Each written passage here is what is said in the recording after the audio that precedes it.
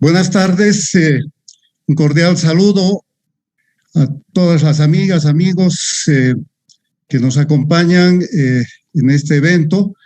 En nombre de la Fundación Milenio quiero darles la más cordial bienvenida y agradecerles por compartir esta tarde con nosotros en la presentación del informe de Milenio sobre la economía de Bolivia 2021. Como muchos de ustedes saben, este es un producto muy característico del trabajo investigativo que lleva adelante la Fundación Milenio desde hace muchos años atrás. Más o menos alrededor de estas fechas, concluyendo el periodo de invierno, solemos hacer la presentación de un estudio muy amplio sobre el estado de la economía boliviana. En la circunstancia particular que estamos viviendo, en realidad una circunstancia muy inédita por el fenómeno de la pandemia y de la repercusión que este hecho tiene sobre la economía boliviana y en general sobre la economía internacional.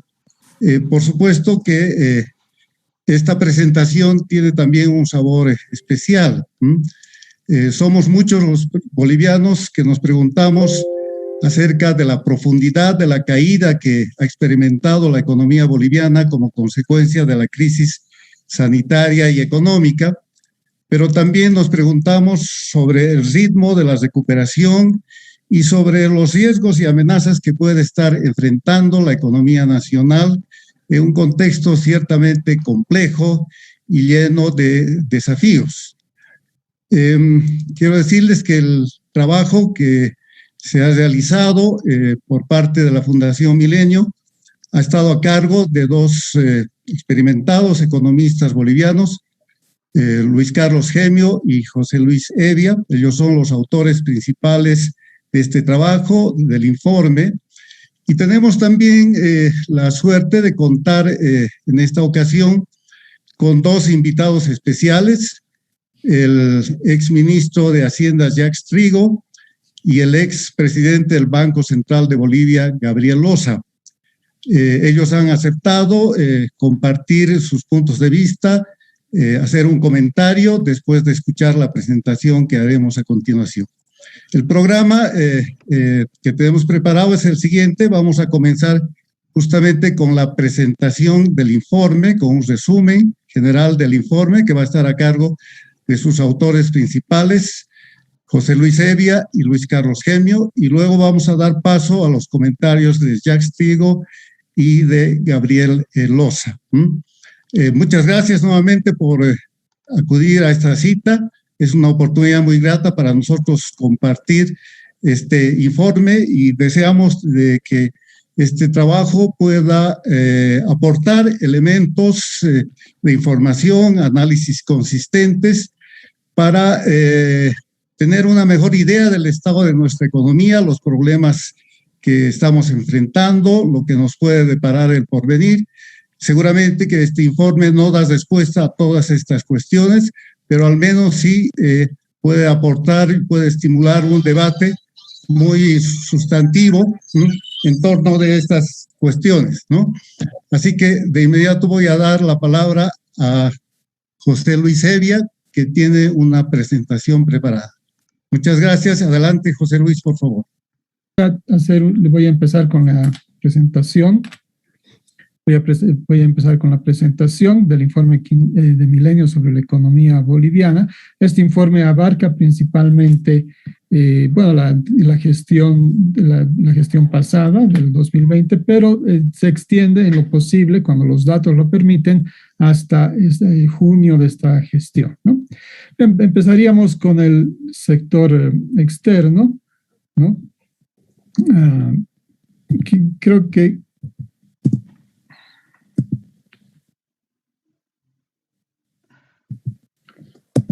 ahora sí. Lo que habría que destacar es que el año pasado las exportaciones han caído en 21%. Obviamente este es el efecto de la pandemia, pero cuando uno ve sectorialmente, lo que uno encuentra es que quien ha contribuido en mayor cantidad a la caída de las exportaciones han sido los minerales, que han caído muy fuertemente, ¿no? En 27%, y es lo que más contribuye a la caída en las exportaciones del 2020. Le sigue hidrocarburos, que con una caída del 28% entre el 2020 y el 2019. Y bueno, la nota positiva es que más bien los no tradicionales han crecido en 6%, ¿no? Ahora, si uno ve las exportaciones a junio de este año, entonces uno encuentra que en general han crecido entre junio del 2021 y junio del 2020 y junio del 2021, han crecido en 54%. Pero obviamente esa cifra es engañosa porque estamos comparando con digamos, el punto más álgido de la pandemia, uno de los puntos más álgidos de la pandemia, que es... y por lo tanto, es una base muy estrecha y no es una comparación, digamos, que en el largo plazo nos interese, ¿no? Por eso nosotros comparamos, o nos parece más interesante comparar las cifras del primer semestre de este año con las cifras del primer semestre del 2019, ¿no? Y lo que vemos es que si uno compara esos dos periodos, en realidad el 2019 las exportaciones habrían crecido en 18%, lo cual es una buena noticia porque de alguna manera estaríamos recuperando la tendencia de largo plazo, ¿no? Bien, pero sobre todo, hay una recuperación muy importante en minerales, que han crecido en 27% y que contribuyen fuertemente al incremento de las exportaciones totales del 18%. Y de no tradicionales, aunque la base es más pequeña, su crecimiento ha sido muy fuerte, del 52%, lo que nos hace ver también que, lo que nos indica que hay una fuerte expansión del sector de no tradicionales, pero además que parece ser de más largo plazo y adicionalmente a eso, parece haber un gran potencial de crecimiento en ese sector, ¿no? Pero la nota discordante es la caída en las exportaciones de hidrocarburos. Si uno compara el 2019, es decir, el periodo antes de la pandemia, y el 2021, digamos, el peor, digamos, el escenario post pandemia, pero todavía de alguna manera influenciado por ella, el crecimiento de los hidrocarburos es negativo del 17%, y entonces esto nos está indicando que el sector de las exportaciones de hidrocarburos están cayendo no solamente por la pandemia, sino que parecen más bien que están cayendo en una tendencia de más largo plazo, ¿no? Entonces, aquí están todos los problemas del sector que va a comentar Luis Carlos más adelante. ¿Qué es lo que ha sucedido con las importaciones? Si ustedes ven acá, bueno, esta es la caída fuerte de las importaciones debido a la pandemia. De ahí las importaciones se han ido recuperando y están tendiendo a alcanzar los niveles pre-pandemia, pero todavía están por debajo de estos, ¿no? Por debajo de eso. Si uno ve por sector, uno ve que esta línea ploma, que son las importaciones de suministros industriales, se ha ido recuperando desde digamos, el punto más bajo de importaciones, que fue en abril del año pasado, se ha ido recuperando y ya está alcanzando los niveles de importaciones. Recording in progress. Los niveles de importaciones pre-pandemia, ¿no? Pero si uno, entonces, en el caso de los insumos industriales, se está recuperando a los niveles de pre-pandemia. Alguien me ha hecho notar que probablemente esto se deba a que en la pandemia muchas industrias han utilizado sus stocks, y probablemente parte de esto también es una recuperación de los stocks que habían estado disminuidos por la pandemia, porque las empresas han tenido que usar sus stocks, dado que las importaciones se habían caído en general, era más difícil importar, ¿no? La línea amarilla son las importaciones de hidrocarburos, y obviamente las importaciones de hidrocarburos han ido, luego del gran shock que tuvimos el año pasado, entonces por las restricciones a la movilidad, esas se han ido recuperando y ya están llegando casi a los niveles, digamos, más normales del 2019, ¿no?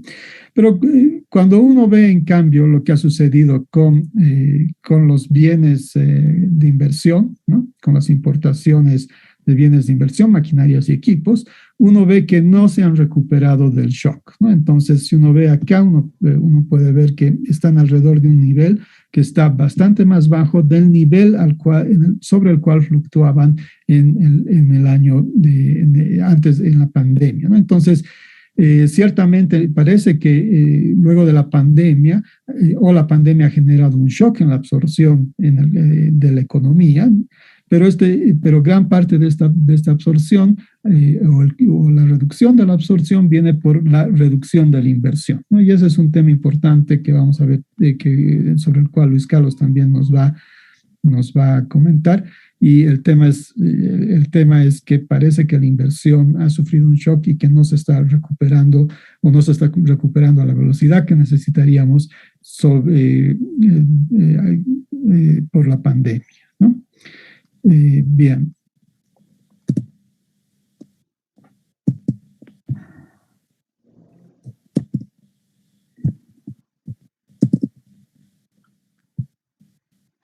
Bien, estas son las importaciones.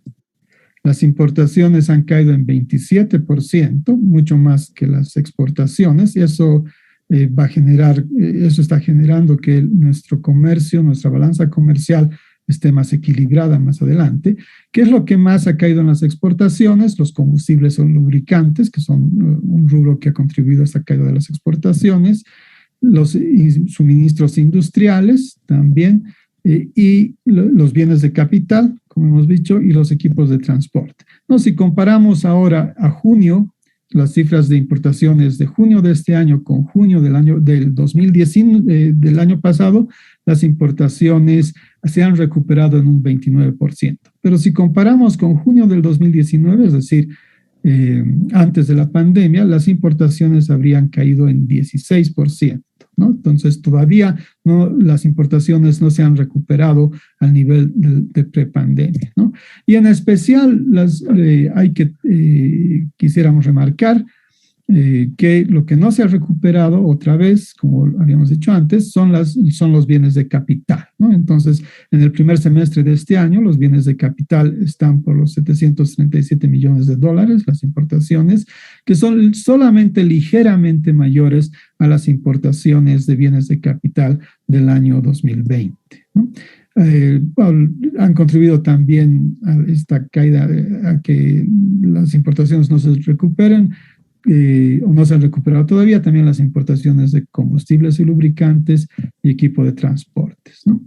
Bien, entonces, pero cuando uno ve la balanza de bienes y servicios, el año 2020, esta todavía es negativa en $802 millones, que, digamos, se compara, es una mejora, hay una mejora en el balance de bienes y servicios si uno lo compara con los años pasados, ¿no? Entonces, ciertamente nuestro déficit en balance de bienes y servicios del 2020 es la mitad de lo que fue el 2019, ¿no?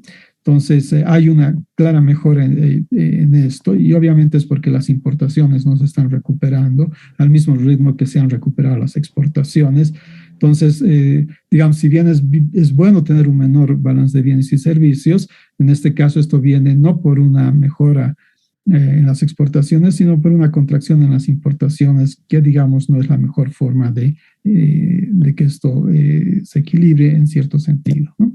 Bien, el ingreso primario, que viene de la remisión de utilidades, es negativo, pero es menos que el año pasado, es la mitad. Esto tiene que ver con la remisión de las utilidades de las industrias petroleras, ¿no? Entonces, el sector de la exportación de hidrocarburos ha caído, las utilidades son menores, y por lo tanto la exportación de esas utilidades también es menor, ¿no? Y el ingreso secundario, interesantemente, no cayó fuerte. El 2020 en realidad no ha caído tan fuertemente, está en los niveles anteriores, ¿no? Entonces, lo que tenemos es una cuenta corriente que es deficitaria, pero que es levemente deficitaria el año pasado, de $206 millones, y lo que muestra ciertamente una mejora en las cuentas externas importante del país. En el caso de la cuenta financiera, hay que remarcar que el año 2020 hubo este tiene signo positivo, significa que ha habido una desinversión en el país, ¿no? Entonces, la inversión directa ha sido en realidad ha habido una desinversión directa del resto del mundo en el país de un monto considerable de 996 millones de dólares. Y eso ha tenido que ser, entonces, si uno tiene un pequeño déficit en cuenta corriente y además tiene una desinversión directa en el país, entonces tiene que compensar de alguna manera, ¿no? Y la forma en la que se ha equilibrado las cuentas ha sido con inversión en cartera, que son los préstamos, que aquí están los préstamos sobre todo que obtenemos del resto del mundo, y los activos desde el FEDER, es decir, la caída en las reservas internacionales. Y la balanza de pagos muestra una caída de 1.752 millones de dólares. Más adelante vamos a ver que en términos monetarios la caída ha sido como de 1.100. La diferencia, que son como 600 millones de dólares, está en la apreciación del oro, ¿no? Entonces, en este caso, no se está contando la apreciación del oro porque es la metodología del balance de pagos, y entonces se muestra una caída de 1.752 millones de dólares, ¿no? Bien, entonces, en general, uno podría ver que todas las cuentas externas tienen que ser de alguna manera financiadas, ¿no? Y las formas de financiar son con los desembolsos de deuda externa y las pérdidas de reservas internacionales. Y estas son la línea azul son los desembolsos, la línea naranja son las pérdidas y el total es el financiamiento, ¿no? Entonces, esa es una forma de ver, sería una forma alternativa de ver esas cuentas. Y entonces, el año pasado nos hemos financiado en el sector externo, a pesar de la caída de nuestro déficit en cuenta corriente, hemos tenido que financiar como 3.000 millones de dólares que han venido obviamente de las reservas y de los créditos externos, ¿no? Entonces, lo que está mostrando esto es que es también que ha habido es la desinversión fuerte en el país, que en parte también puede ser interpretada como que muchas personas han sacado de alguna manera sus capitales hacia el resto del mundo, lo que obviamente es perfectamente identificable en el caso cuando uno ve las reservas. Los meses, hay varios meses, y en el 2020 sobre todo los meses, en las elecciones se percibe una salida importante o una compra importante de dólares más bien, ¿no? Bien. Al primer trimestre de este año, hay cifras al primer trimestre, el balance de bienes y servicios es positivo, lo cual rompe casi una tendencia. Hay que ver obviamente qué va a pasar este fin de año, pero tenemos un superávit en balance de bienes y servicios, algo que no experimentamos desde el 2016, ¿no? El ingreso primario es negativo. Obviamente se está remitiendo utilidades, y más importante, es más grande que el del trimestre del año pasado, pero tampoco es tan grande. Entonces, esto refleja que el sector hidrocarburos no se está recuperando tan bien. Y lo que sí ha crecido de manera importante son el ingreso secundario, que son básicamente las remesas, ¿no? Y eso nos genera un superávit en cuenta corriente de 179 millones de dólares, que es un superávit que otra vez luego de haber experimentado tantos, por buenos años déficits, tenemos ahora, o por lo menos en el primer semestre, un superávit que parecería que, digamos, cambia de alguna manera, contrasta con lo que había venido pasando los anteriores años, ¿no? Bien. Para el primer trimestre, la inversión directa es positiva, digamos, ha habido inversión directa en el país. La inversión en cartera también, en este caso, cuando es positivo, quiere decir que ha ingresado en el país, ¿no? Y sin embargo, los activos en reserva se han reducido, ¿no? Las reservas internacionales, otra vez sin contar las variaciones en valor, han caído en 426 millones de dólares, en 400 millones de dólares, ¿no? Entonces, digamos, a pesar de tener un déficit, a pesar de tener, un superávit en cuenta corriente, estamos desacumulando reservas, en parte porque probablemente hay gente que está comprando dólares, está acumulando dólares, y en parte porque lo que no hemos puesto en este cuadro son los errores y omisiones que están pesando también en esto. Pero de todas maneras ha habido necesidad de financiar, a pesar de tener un superávit en cuenta corriente, ha habido necesidad de financiar un déficit, ¿no? Este es qué ha pasado con el sector fiscal. Los ingresos totales el año pasado han caído en 20.1% por la pandemia. Los ingresos tributarios en 23.5%. Y la venta de hidrocarburos, que estos son los ítems más importantes, en 13.5%, ¿no? Eso explica la caída en los ingresos totales. Por los egresos, lo importante es, lo importante es que lo que ha caído más en los egresos son los egresos de capital, ¿no? Aquí, disculpen, mis círculos se han movido.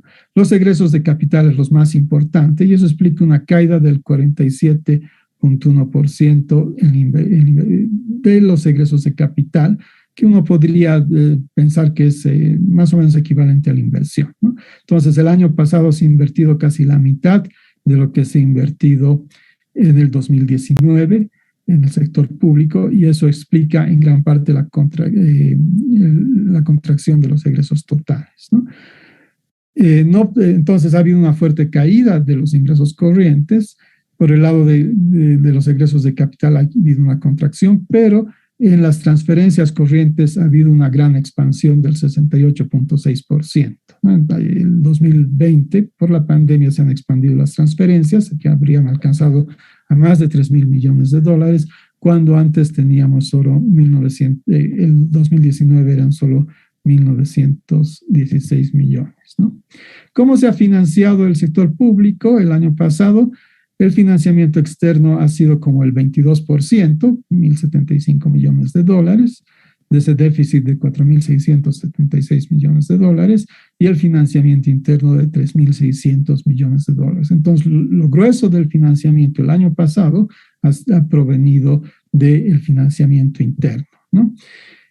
Bueno, este es un poquito el flujo de deuda del año pasado. El año pasado el sector público se ha endeudado por 1.200, ha recibido desembolsos más bien por 1.252 millones de dólares y ha hecho amortizaciones por 458 millones de dólares, ¿no?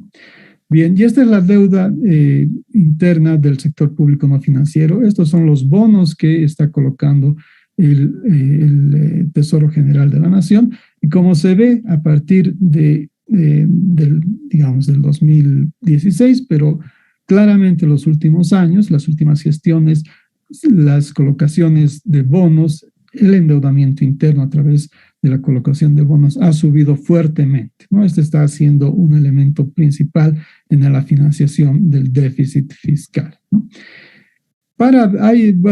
Cifras más actuales tenemos para abril. En abril los ingresos totales, y voy a comparar otra vez lo que está pasando en abril de este año con lo que ha pasado en abril del 2019. Si yo comparo eso, los ingresos totales todavía están 16% en el primer cuatrimestre de este año, por debajo de lo que eran en el primer cuatrimestre del 2019. Entonces, ha habido una recuperación, pero todavía estamos por debajo, ¿no?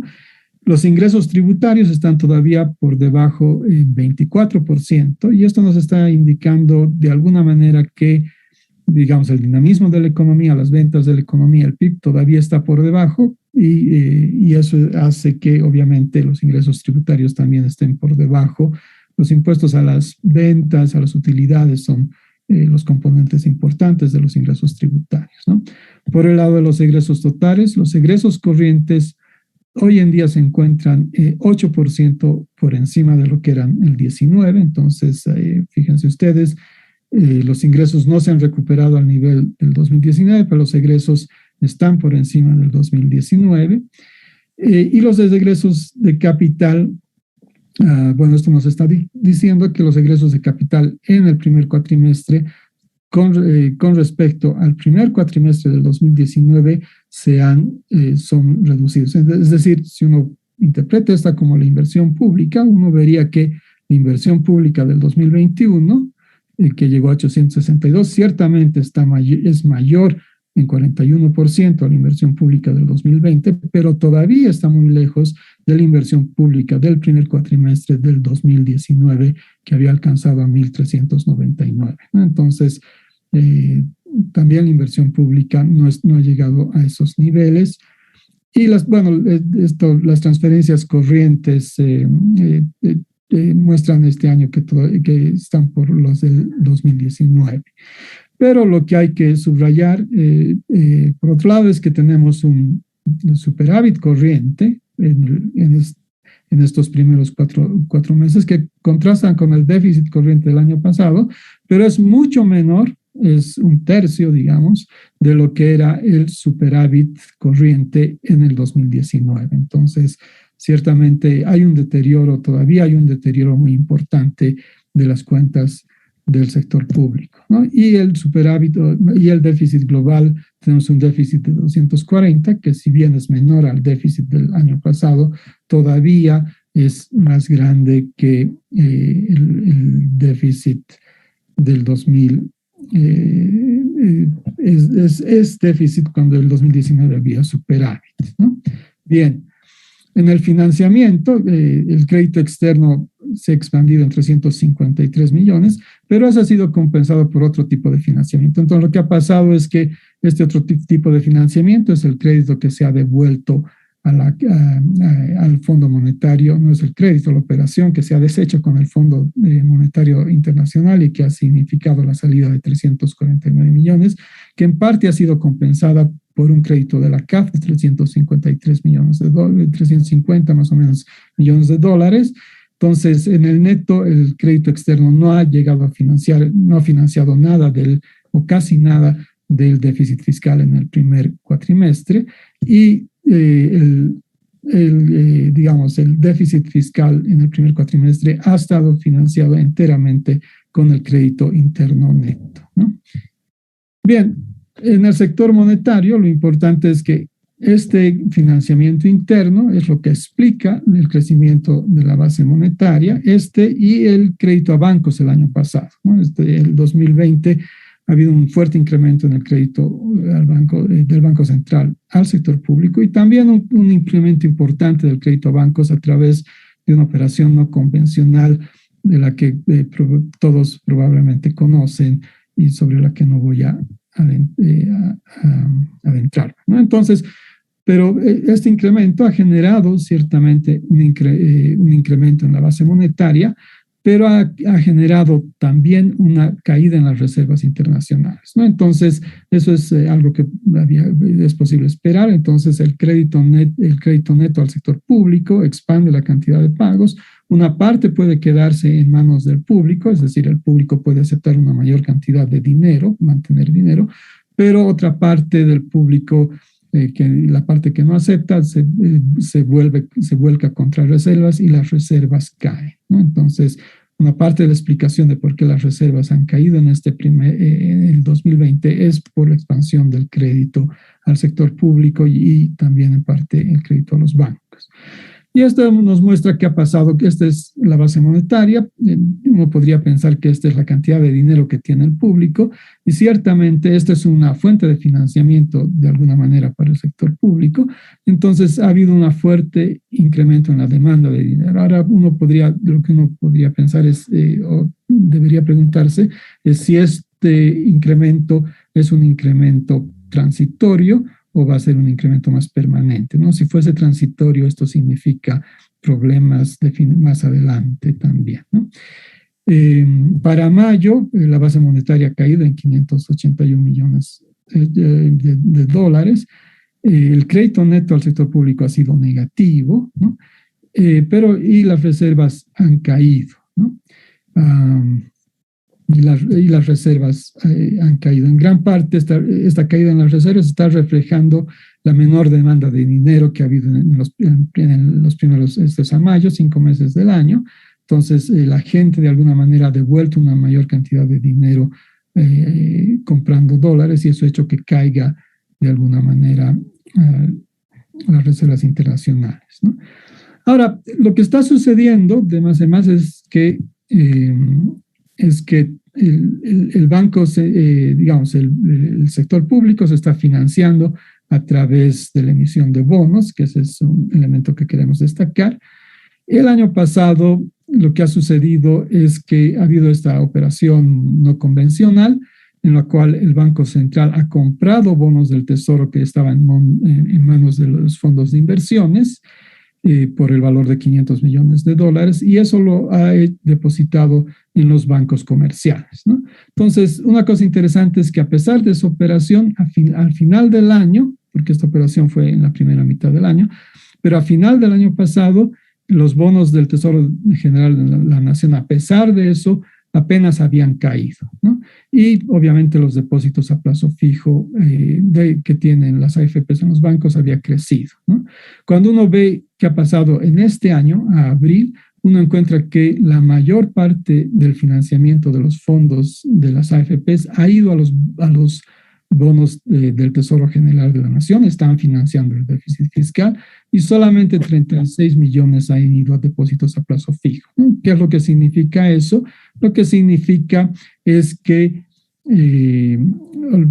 bueno, lo que vamos a ver, lo que significa es que los bancos tienen menos crédito, menos fondos como para expandir el crédito, ¿no?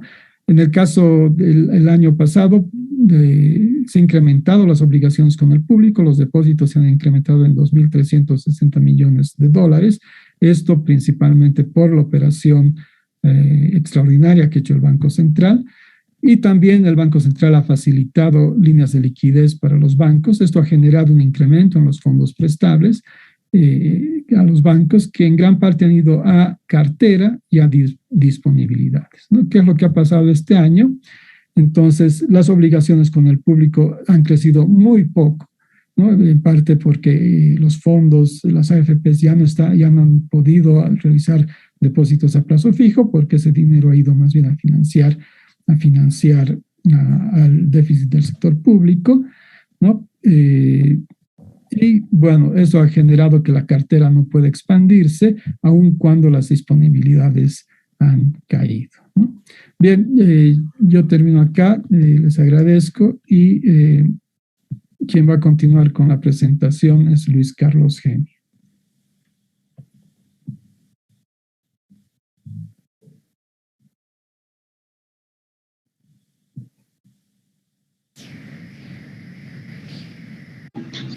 ¿Aló? ¿Me escuchan? Creo que tenemos ¿me escuchan?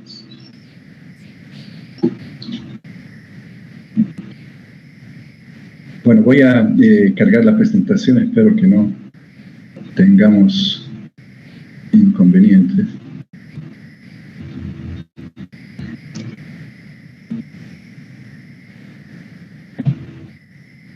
A ver, ¿qué yo quería cargar? Bajarla más.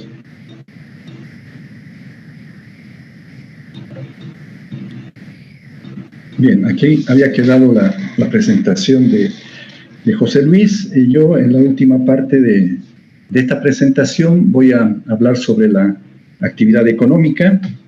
Escribir sobre esta parte ha sido todo un reto debido a la falta de información. Ha sido como armar un rompecabezas donde uno tiene información incompleta de diferentes sectores, en algunos sectores más que otros, pero no están publicadas, como ustedes saben, las cuentas nacionales a diciembre del 2020, solamente existen cuentas hasta el primer semestre, los 2 primeros trimestres del año 2020, entonces no tenemos una cifra oficial de crecimiento del año pasado, y el indicador líder, que es el índice el IGAE, Índice Global de Actividad Económica, solamente llega hasta noviembre del 2020, entonces no tenemos información para este año. Yo he visto una presentación del ministro de Economía y Finanzas Públicas donde utiliza información se supone del IGAE, hasta abril del 2021, donde muestra un crecimiento de alrededor de 5%, pero he tratado de reconstruir la serie empalmándola con la información disponible en el IGAE que publica el INE, pero no son compatibles las dos series. Eso quiere decir que han modificado sea, realmente no hay una serie consistente, lo cual es una pena porque dada la importancia que tiene la actividad económica para tener una idea clara de lo que es el comportamiento de la economía en su conjunto, es realmente una pena no tener una información completa sobre este sector.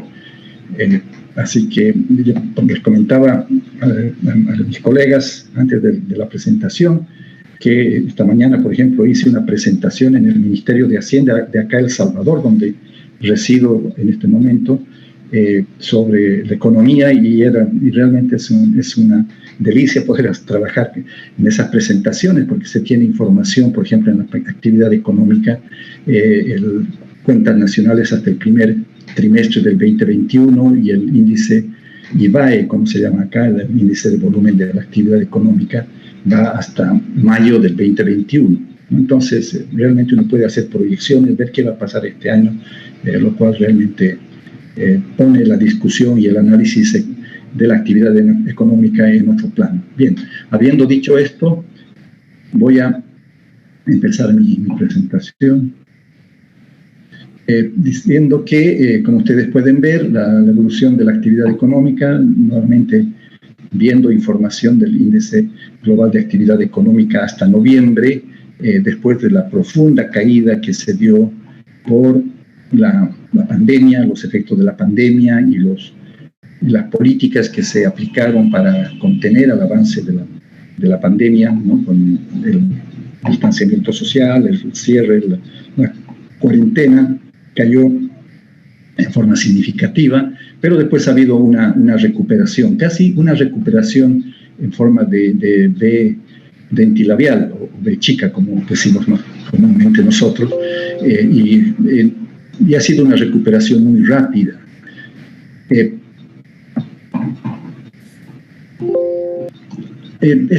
Acá se ve las variaciones, estas son tasas de variación, tanto en lo que se refiere a la variación acumulada del año, que aparece en azul, como las variaciones que son de mes, digamos en este caso de mayo del 2020 con respecto a mayo del 2021. O sea, es la variación a 12 meses, pero comparando meses similares solamente, ¿no?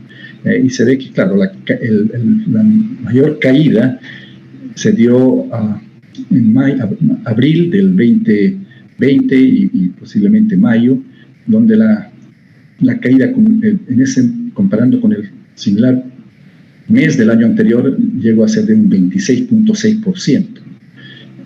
Y después vino la recuperación, como vemos, y en noviembre, el índice de actividad económica de noviembre del 2020 en relación a noviembre del 2019 es ya una cifra positiva de 5.8%. Entonces, eso ha hecho que la actividad económica, esta recuperación en la actividad observada en los últimos meses del año pasado, hace que a noviembre nuevamente la variación acumulada del índice de actividad económica comparando con el del año anterior muestre una caída de 8.2%. Sobre qué podría pasar para el próximo año, o sea, para este año, en realidad, más que para el próximo, para el 2021, diferentes organismos, instituciones han hecho sus proyecciones. Por ejemplo, el Banco Central proyecta un 4.8 de crecimiento, el Ministerio de Economía un 4.4, el Fondo 5.5, el Banco Mundial 4.7 y CEPAL 5.1. Pero yo diría que en general estas proyecciones son bastante cautelosas, ¿no? Porque viendo un poco, si tuviéramos información más actualizada sobre el IGAE, viendo lo que ha pasado este año, digamos, con la actividad económica, en base a todo lo que nos presentó José Luis sobre el comportamiento del sector externo, del gasto público, que el gobierno sigue en fondo cumpliendo como una política contracíclica, ¿no? A través del gasto, ha aumentado el gasto, la inversión para de alguna forma contrarrestar los efectos recesivos de la pandemia. Si tuviéramos esa información, como sucede en otros países, veríamos, yo creo, que en el caso boliviano, que la recuperación sería mucho más alta, ¿no? Por ejemplo, en Chile han aumentado la tasa de crecimiento proyectada para el 2021 a 10%. Y acá en El Salvador, por ejemplo, viéndolo también el índice de volumen de actividad económica mensual, la recuperación va a estar entre un 10 y un 11%. Entonces, yo pienso que la recuperación va a ser más alta. Estas son cifras muy conservadoras, pero bueno, pero no tenemos en este momento un índice de volumen de actividad económica que nos pueda dar mayores luces en este aspecto. Pero es muy probable que la tasa de recuperación sea mucho más alta. Con respecto, en algunos casos voy a utilizar las informaciones del PIB al primer semestre del año pasado, en algunos casos voy a usar el IGAE a noviembre para poder dar una imagen o reproducir una imagen de lo que ha pasado.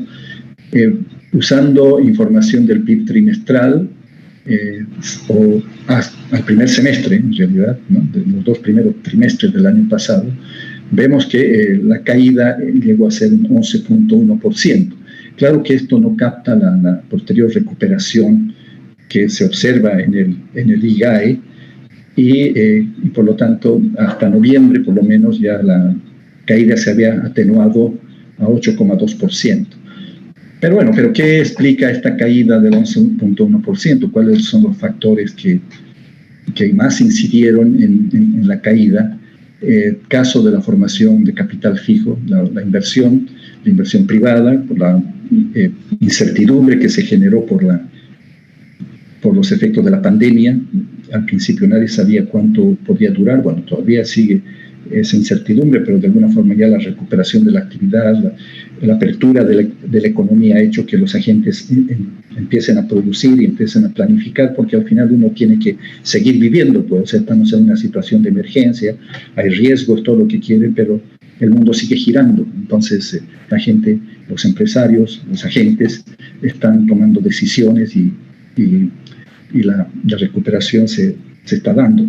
Pero en ese momento, en el momento en que empezó la pandemia, había la incertidumbre era mucho mayor y la formación de capital fijo, que es una de las variables de la demanda agregada más procíclicas, ¿no? Porque es la variable que más se mueve con el ciclo. La construcción, por ejemplo, que es parte de la formación de capital, se detuvo en seco en algún momento. También el sector privado trajo sus decisiones de inversión, o las pospuso o las paró.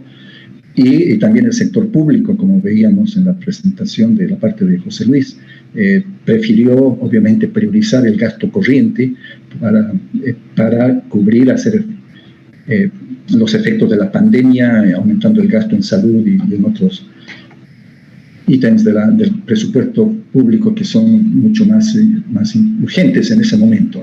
Entonces, ese es uno de los sectores, uno de los componentes de la demanda agregada que más cayó, la formación de capital.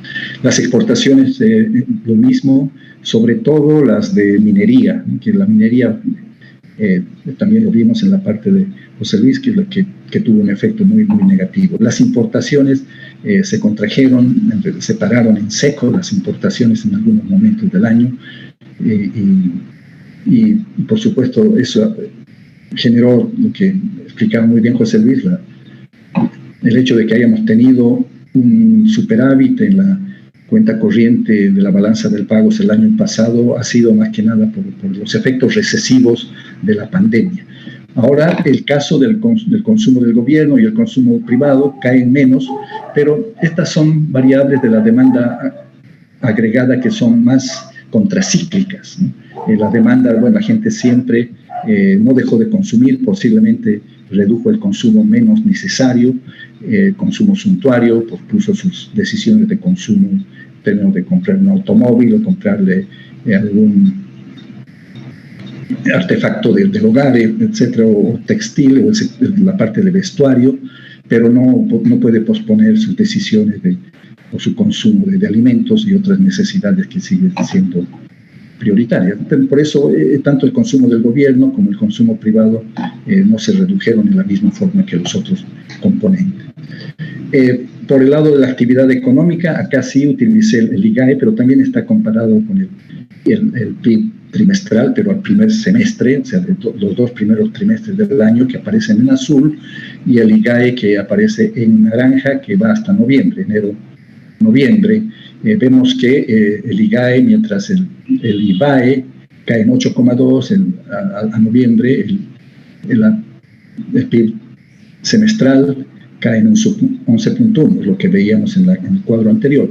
Y los sectores que más han experimentado la caída son el de minería, en ambos casos. Siempre vamos a ver que hasta noviembre la caída es menor, porque ya toma en cuenta algunos meses que ya corresponden a la recuperación económica. Y el caso de la construcción, lo mismo, ¿no? Acá hay una diferencia grande en realidad, porque la construcción empezó nuevamente a funcionar. Entonces, estos fueron los sectores mucho más afectados. Entre los menos afectados está el agropecuario, precisamente por lo contracíclico que es las características de la producción agropecuaria, que es eminentemente rural. No depende de la mano de obra o de la movilidad de las personas para generarse. Una vez que se ha sembrado, las plantas crecen y los cultivos crecen. Bien, el caso del sector agropecuario, acá se ve claramente que no hubo una caída tan pronunciada.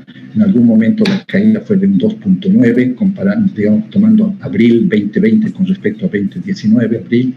Pero el acumulado se mantuvo incluso positivo, mostró tasas positivas de crecimiento, y a noviembre la tasa acumulada de crecimiento es de 2,2, comparando con enero-noviembre del 2019.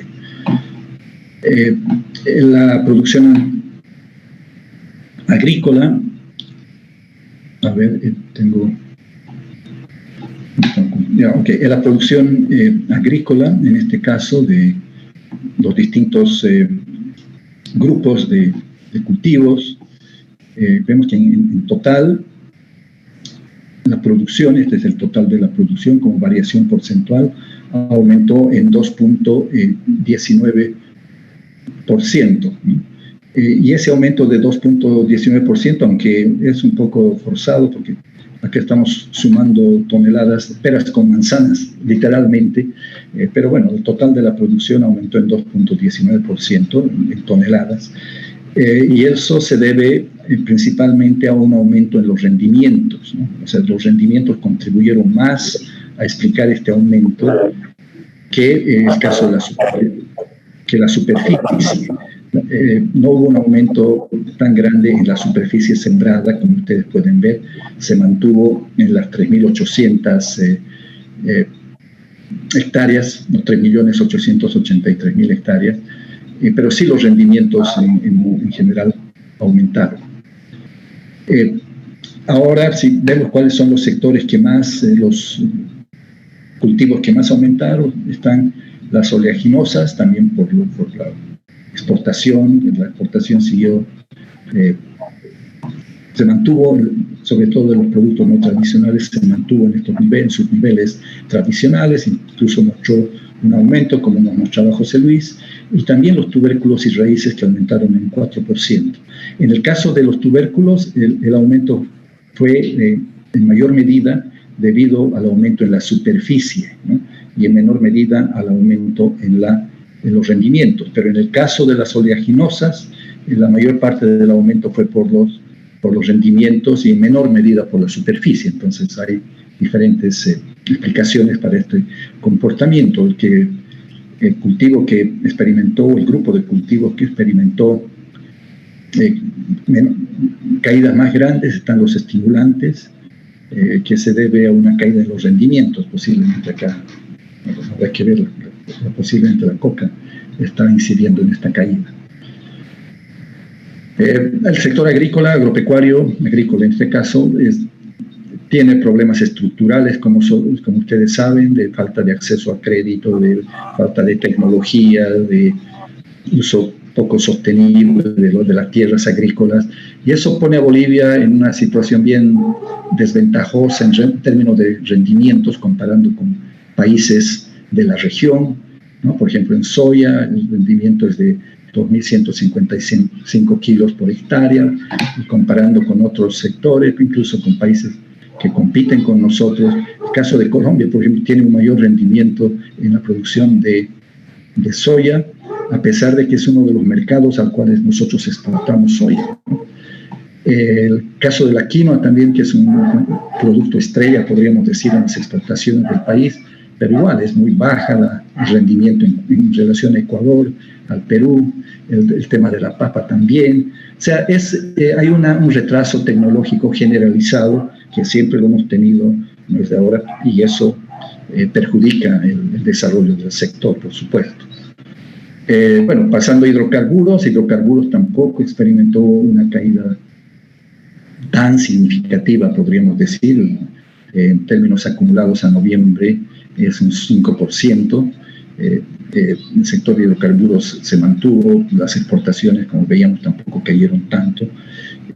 Las exportaciones, comparando con el año pasado, ¿no? Comparando con años anteriores, por supuesto que estamos en niveles mucho más bajos de exportación. O sea, digo, comparando el 2020 con el 2019, no hay una caída tan grande como comparando con años previos.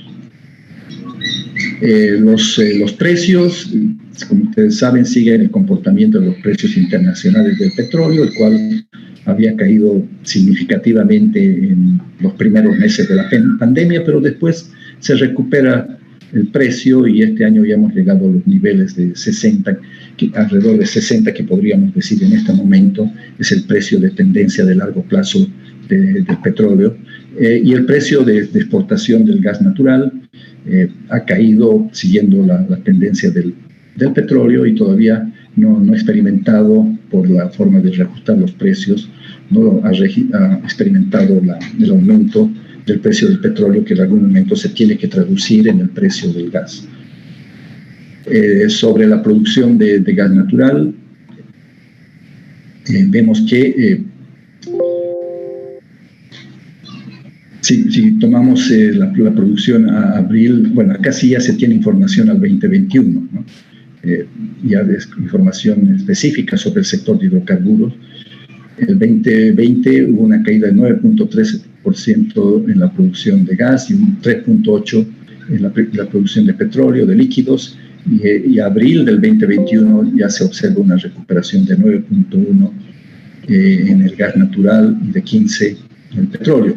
En términos de producción diaria, que es tal vez lo que más, con lo cual estamos más familiarizados, en el primer trimestre de abril, de 2020 hasta abril, perdón, en el periodo enero-abril del 2020, se produjeron 30.3 millones de metros cúbicos.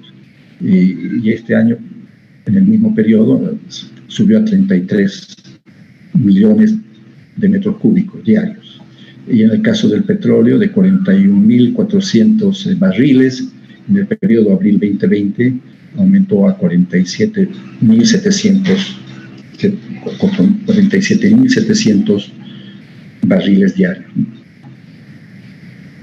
Las exportaciones, por otro lado, de gas natural, como veíamos acá, estas son también exportaciones diarias. Ha habido un aumento este año, y el año pasado también no hubo la caída tan grande como decíamos, pero si comparamos con los niveles de exportación el año 2014 y el 2015, estamos muy abajo, ¿no?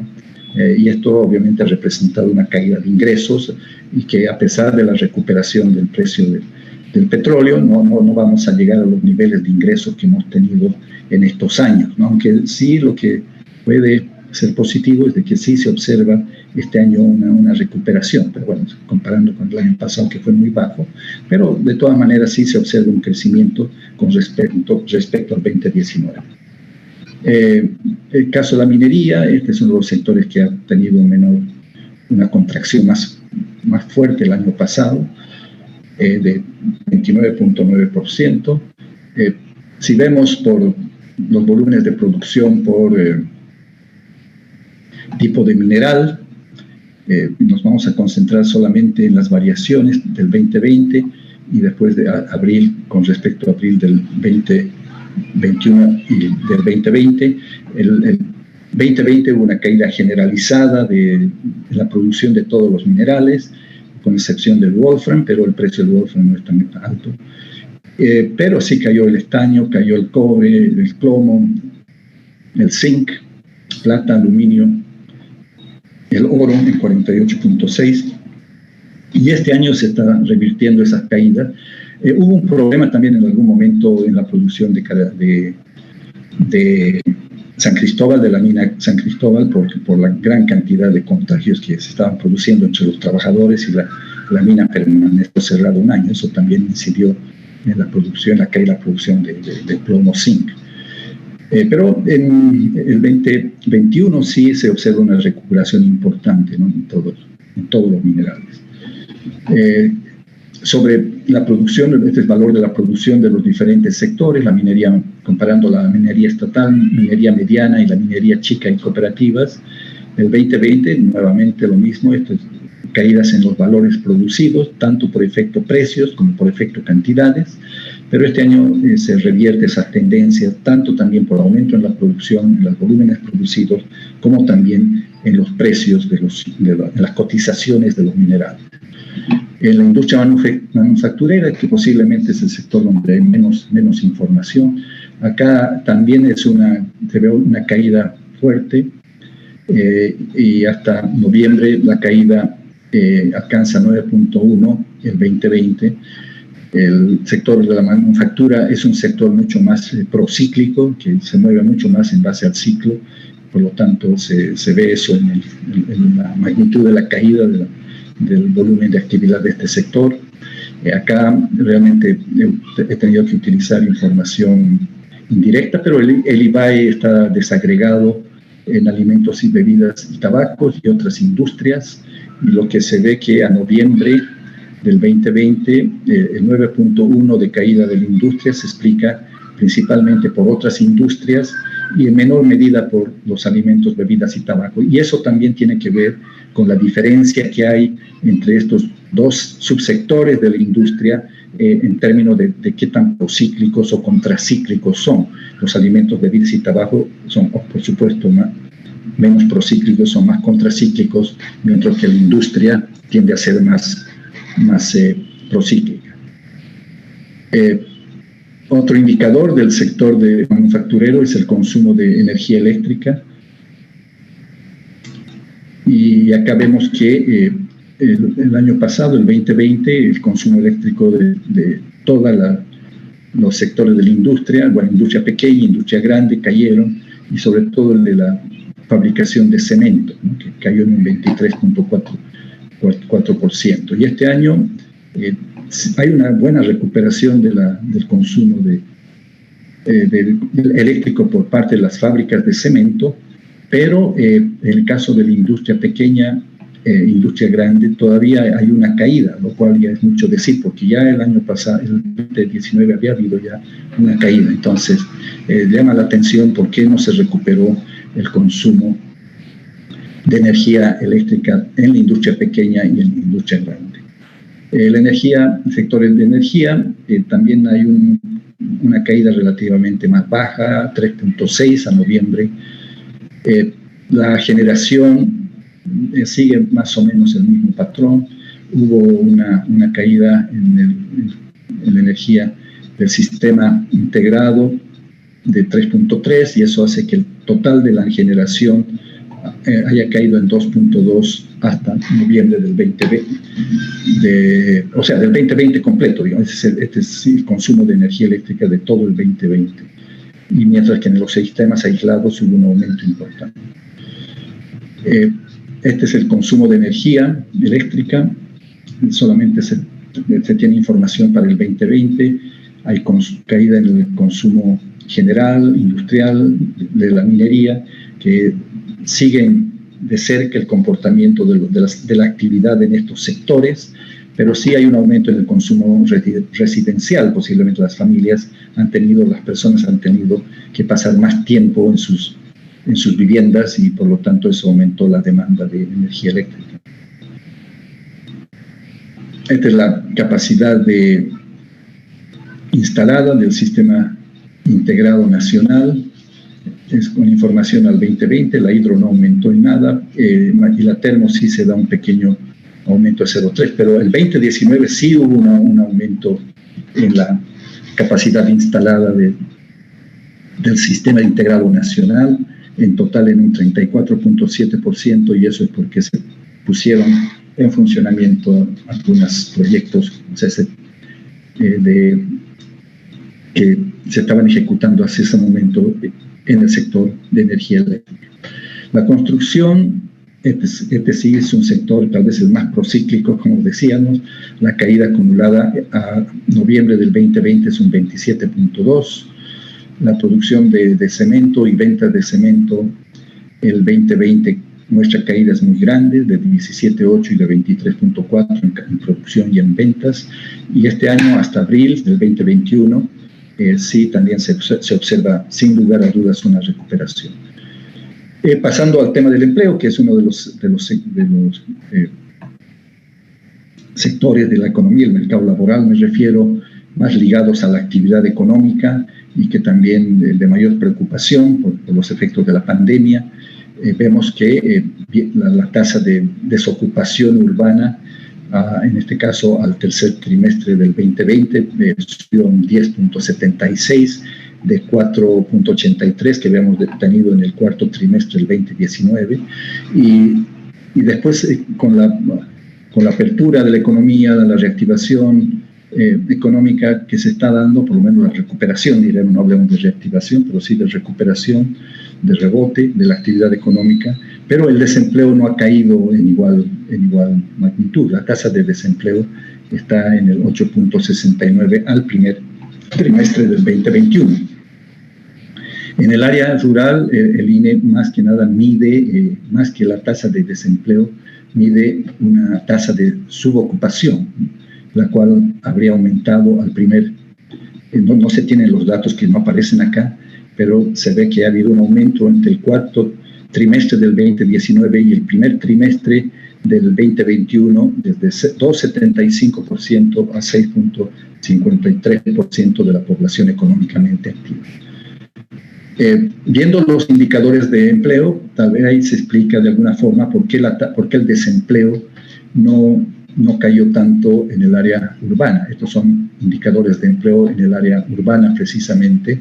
Lo que sucedió es que debido a la pandemia hubo un aumento en la tasa de participación. Por ejemplo, al cuarto trimestre del 2020 subió a 69.2% de la población en edad de trabajar, o sea, la PEA dividido entre la PET, eso es de lo que estamos hablando. Es un aumento desde 60.9 a 69.2, incluso 70.9 el primer trimestre 2021. Es como una estrategia de los hogares para compensar la pérdida de ingresos debido a la pandemia, de hacer que más miembros de la familia entren al mercado laboral. Entonces, hay más participantes en el mercado laboral, y aunque se haya recuperado el empleo, la desocupación se ha mantenido alta, digamos, es más que nada por la mayor tasa de participación.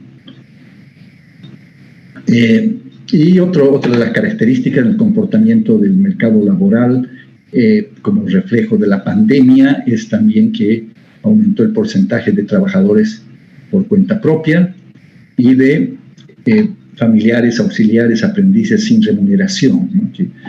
que nos muestra que el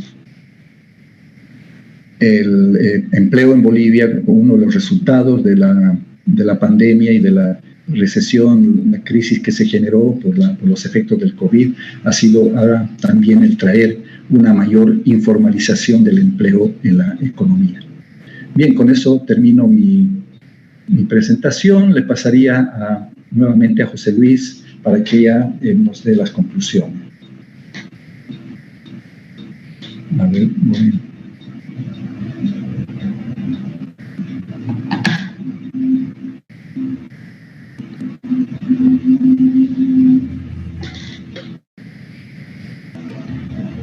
No sé si dejé de compartir. José Luis. dejé de compartirla. No estoy seguro si dejé de compartir la pantalla. Sí, no, déjalo nomás para no tener problemas. Ya, muy bien, gracias. Ok. No sé si puedes compartir. Está habilitado. Ya. Sí, un momentito.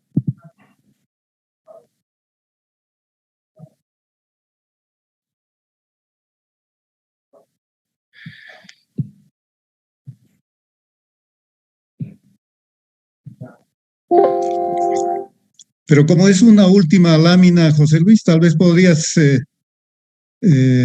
presentar directamente. Sí. Ok. Sí, no, ya creo que voy a poder. Dame un segundo nomás.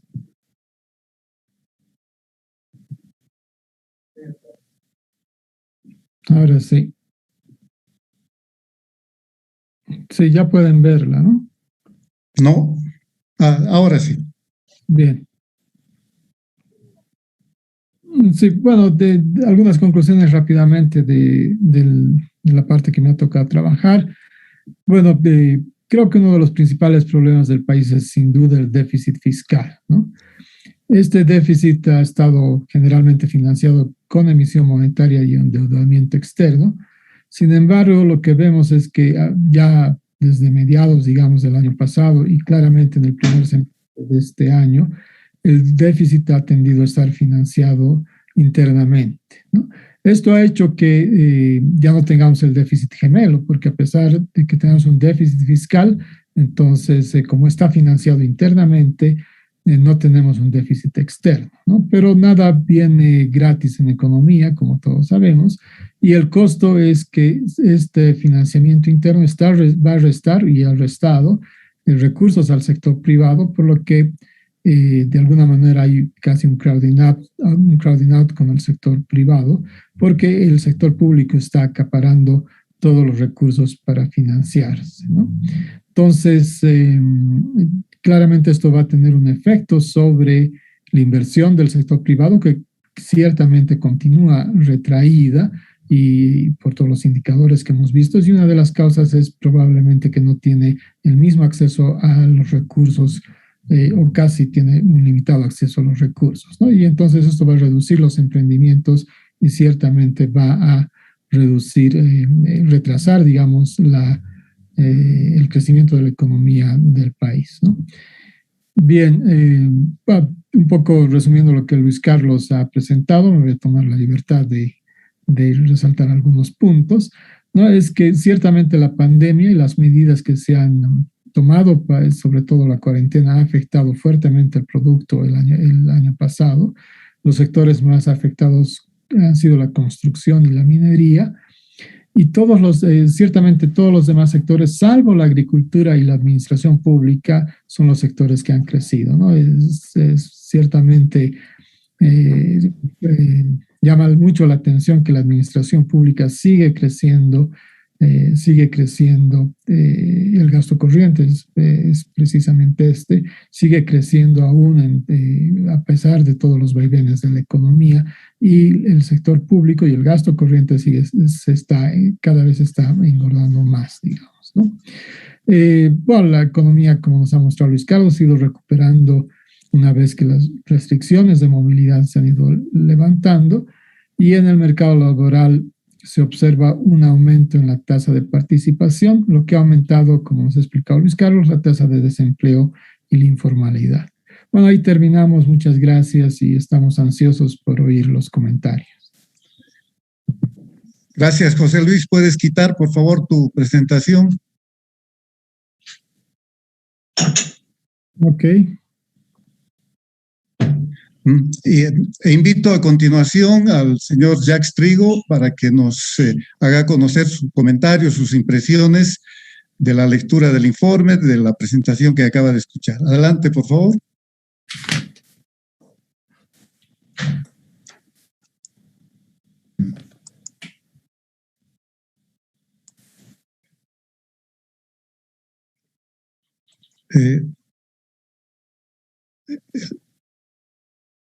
Tienes el micrófono apagado.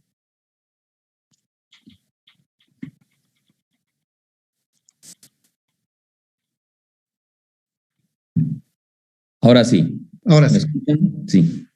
Sí. Bueno, primero felicitar por las excelentes exposiciones de los amigos, colegas, que no los veo hace mucho tiempo. Un saludo además para todos los participantes. Respecto a la situación de la economía boliviana, bueno, preocupa todo prácticamente. Preocupa el sector externo. Vemos que las reservas internacionales están cayendo a un ritmo acelerado, más o menos de 1.700 millones de dólares en los últimos 3 años. Y las reservas solamente en el 2021 ya cayeron 425 millones de dólares. Entonces, la pregunta que debemos hacernos es ¿cuál es el límite? ¿Dónde vamos a llegar con este ritmo de caída de las reservas internacionales? Una devaluación.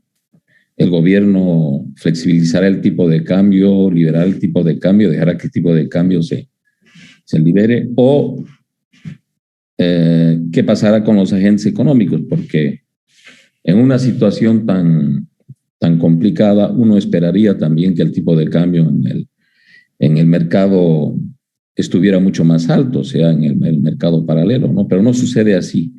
Entonces posiblemente haya otros ingresos, posiblemente sea la cocaína, y decirlo claramente, que de alguna forma están cubriendo esta caída de las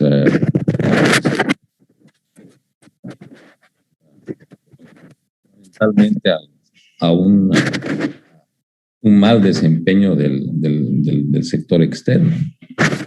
Y cuando hablamos del sector externo, es preocupante notar que un sector que había sido siempre muy dinámico en la economía, que es el sector de la minería, haya caído en la forma como lo ha hecho, ¿no?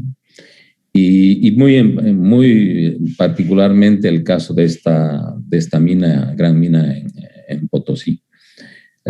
Por otra parte, decir que si bien este año hay una mejora hay un superávit en la cuenta corriente de balanza de pagos, no es tanto por un aumento de las exportaciones, un mejor desempeño de las exportaciones, sino porque las importaciones de bienes de capital han caído. Y las importaciones de bienes de capital no solamente este año, sino los últimos 3 años. Y las importaciones de bienes de capital y de suministro para la industria están relacionadas con la actividad económica y con la inversión. Entonces, ese es un dato que quisiera anotar. Por otra parte, la situación del sector fiscal, como han manifestado ambos expositores, es preocupante no solamente por el nivel que ya era alto, que empezó a crecer a partir del 2017, sino que tampoco es un aumento del déficit fiscal por un aumento de la inversión pública, o sea, prácticamente la inversión pública más bien se ha contraído, sino que es un aumento del gasto corriente, y ese gasto corriente está pues financiando una nómina de funcionarios públicos demasiado elevada. La pregunta es hasta qué punto el gobierno va a poder mantener el número creciente, quizás, o ese número tan elevado de empleados públicos. También por el lado del fisco, no se nota una mejora en las recaudaciones. Por el contrario, hay una disminución de las recaudaciones, y hay yo diría, una metida de pata que el gobierno ha hecho al hablar de que va a incorporar un impuesto a la riqueza, ¿no? ¿No es cierto? Esto ha hecho con que la gente saque su dinero al exterior, o sea, y por lo tanto que haya una salida de divisas. No ha vuelto más a hablar del tema, pero sí hay esa preocupación. Yo diría que en general la actividad económica se está manteniendo este año. Hay una tasa de crecimiento del producto del 5.5%, que no es una tasa elevada, y uno ya lo dijo José Luis Gemio, no es una tasa elevada porque el año pasado habíamos tenido una caída del 8.2%. O sea, esperaríamos que esta tasa este año, la de crecimiento, sería mucho más elevada que el 5.5% proyectada por el gobierno. En términos de generales, el sistema financiero no está, digamos, otorgando el crédito que esperarían los empresarios. Hay muchas quejas de una falta de acceso al crédito de la banca. Y bueno, en parte el resultado es que los depósitos se han estancado. O sea, la gente ya no confía en depositar sus recursos, su ahorro en la banca. Y por otro lado, las AFPs también no están aportando en la medida que estaban aportando en el pasado. Entonces, todo indica que el gobierno va a tener que tomar algunas medidas en todas las áreas. Por una parte, en el sector externo, creo que el gobierno debería liberar las exportaciones. Ha tomado una medida que quita confianza absoluta a los exportadores cuando está hablando de control de las exportaciones de soya, por ejemplo. ¿No es cierto? Por otra parte, el gobierno debería tomar algunas medidas para impulsar las inversiones. O sea, el alto desempleo que se muestra del 8% más de desocupación, más el 12% de desocupación, es un 20%, es una tasa de desempleo muy alta, que implica una situación social pues preocupante, ¿no? O sea, lo más digno que tienen los bolivianos es por lo menos vivir de un salario, por más reducido que sea. Y la tasa de desempleo elevada genera problemas sociales, genera preocupación sobre todo por la población de más bajos ingresos, que son los que están sufriendo más por esta situación. Entonces, es importante que el gobierno, a la brevedad posible, tenga un plan de inversiones, un plan de apoyo a las inversiones en todos los sectores. Y esto puede hacerse a través de medidas fiscales o medidas de reactivación económica. Se ha hablado del crédito, el gobierno ha hablado de reactivación económica en un momento dado con bombos y platillos. Esos recursos no han llegado a los blancos. Se habló de 1.500, 2.000 millones de dólares para reactivar la economía debido a la pandemia. Hablando con los bancos no han recibido absolutamente nada. Y por otro lado, algunos incentivos fiscales deberían otorgarse a la inversión. Volviendo a la parte fiscal, ese déficit del 9% que aparentemente no hay visos de que vaya a reducirse en el futuro, el gobierno tendrá que tomar medidas, y tendrá que tomar medidas fundamentalmente para reducir su planta de empleados, porque en este momento es imposible pensar en nuevos impuestos, es imposible pensar en aumentar las tasas impositivas de los actuales impuestos, y lo que debería sí hacer es mejorar la administración tributaria. Yo creo que la administración tributaria ha sido deficiente y lo sigue siendo. Creo que un aumento de los ingresos fiscales para mejorar la balanza de las cuentas fiscales tiene que ser a través de una mejora en la administración fiscal. O sea, definitivamente en Bolivia, los bolivianos pagamos muy, muy poco. Si comparamos con el rendimiento fiscal de cualquier país, inclusive de América Latina, la presión fiscal en Bolivia todavía es muy baja y hay un gran margen para ampliar los ingresos tributarios y reducir el déficit fiscal, que como algunos de los presentadores se había dicho, este déficit fiscal está presionando sobre las reservas internacionales que, repito, han bajado solamente en estos meses de año 426 millones y en promedio en los años pasados en 1.700 millones.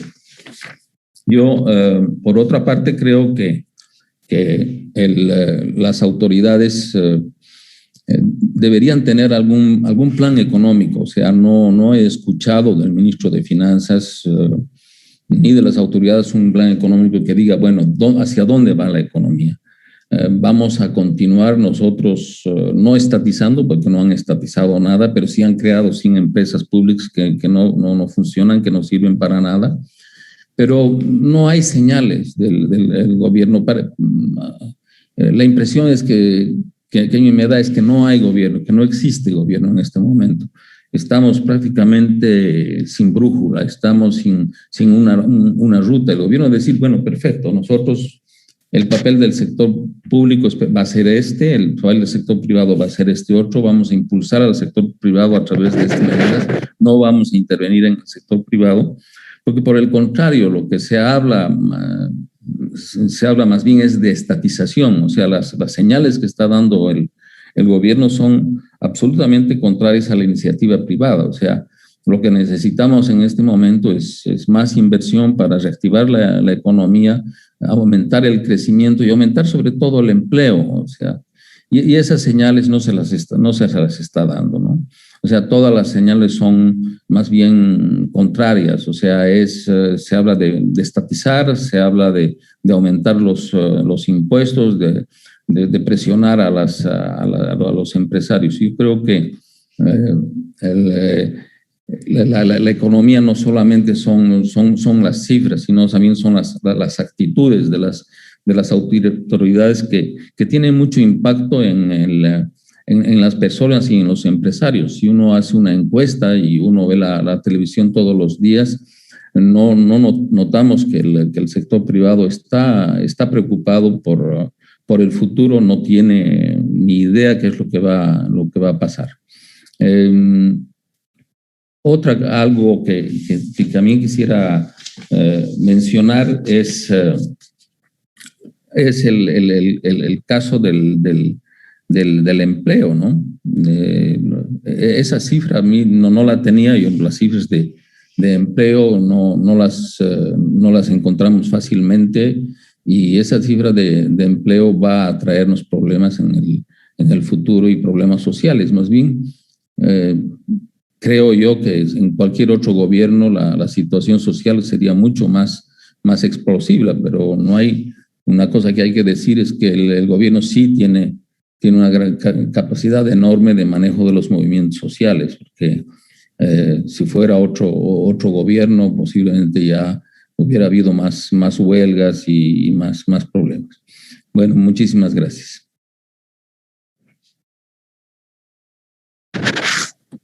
Invito ahora a Gabriel Loza a compartirnos su mirada de la economía.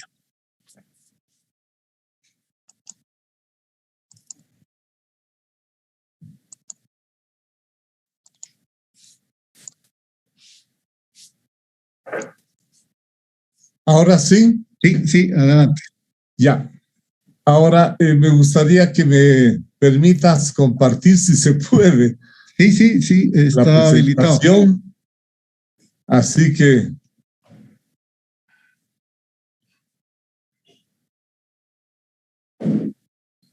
ahí estamos. No. Compartir pantalla. Sí, pero no. Ahí vamos. Ahí. Ahí estamos bien. Ahora sí. Listo. Bueno, el agradecimiento a la Fundación, a Henry, para comentar este informe número 43 ese número para mí es un número muy claro, significa continuidad en la contribución, en el análisis que es profesional y serio que hace Milenio.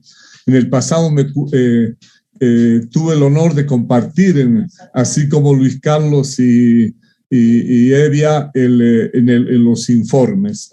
El documento, me voy a referir más al documento, me han pedido comentar sobre el documento, porque el tema es muy amplio. Y el documento, me gusta la forma de entender un periodo excepcional y sin precedentes que se está examinando, y maneja, como lo han hecho la presentación, desde un panorama general hasta los sectores, como ha sido la presentación. El método que voy a tratar de aplicar no es decir que es un buen informe, pero empezar con el palo. Voy a tratar de hacer cierto equilibrio, de valorar lo que se presenta y al mismo tiempo algunas recomendaciones o sugerencias. Gabriel, antes de que comiences con el palo, ¿podrías ampliar tu pantalla? Al tiro. Ahora, para mí me interesa la forma que hace el diagnóstico, para la parte mejor lograda del déficit fiscal y el déficit en balance de pagos, cuenta corriente, la relación que se hace con el endeudamiento externo, el financiamiento interno, la compra de bonos y el crédito del Banco Central, que son las variables claves para explicar el problema.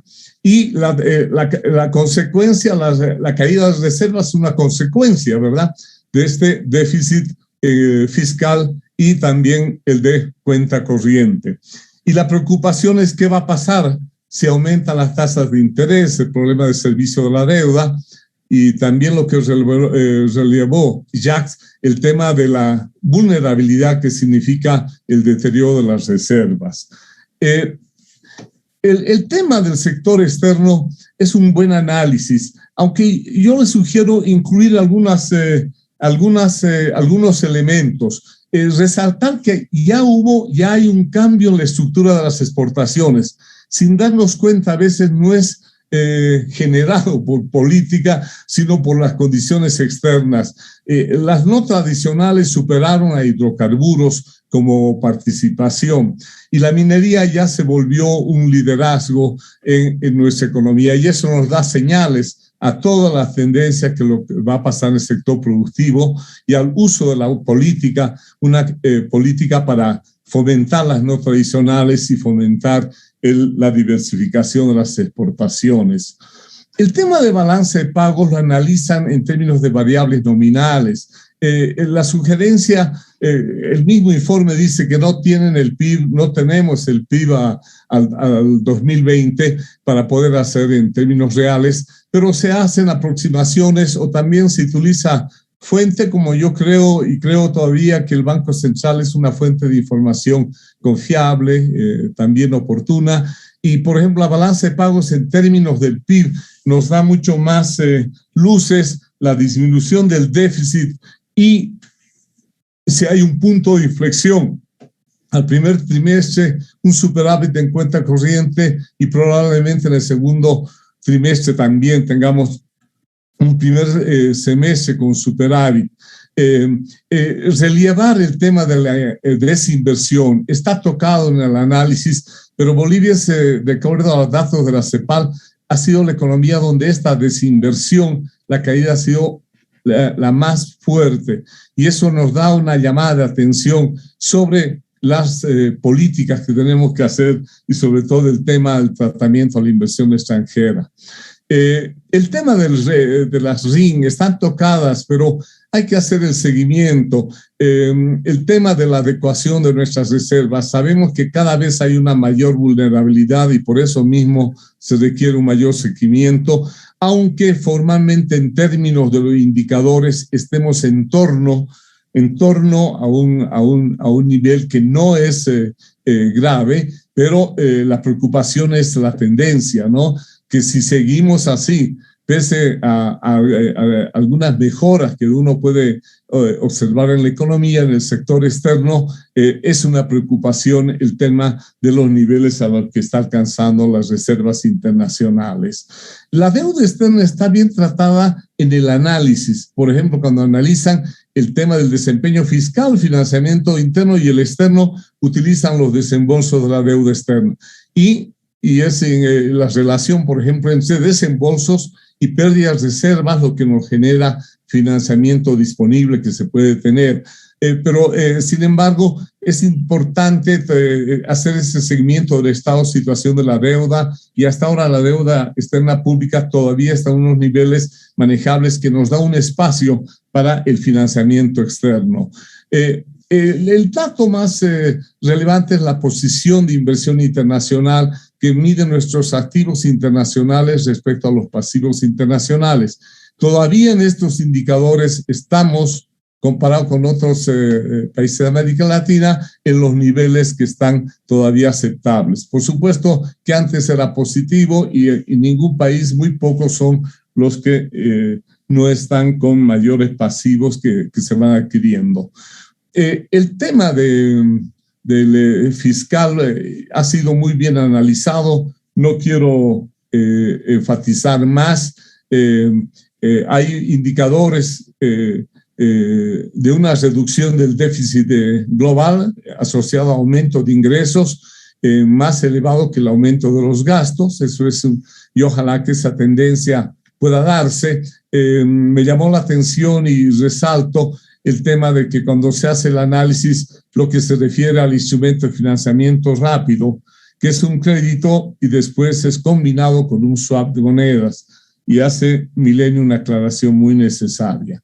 La tendencia a abril, que es los datos disponibles, es un buen análisis que se realiza.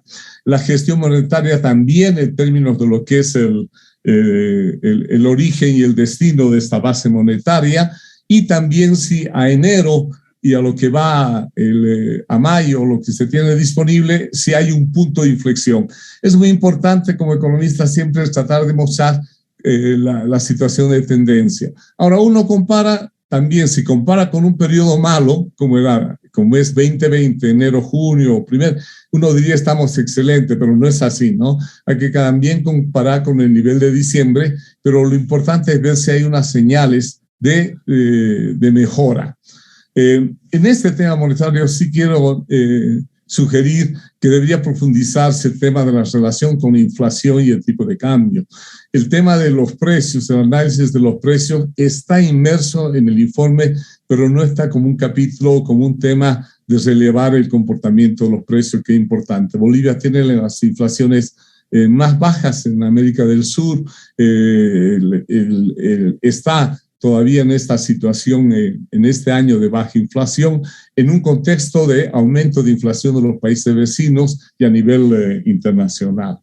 El tema que preocupa un poco es la reacción del sector financiero.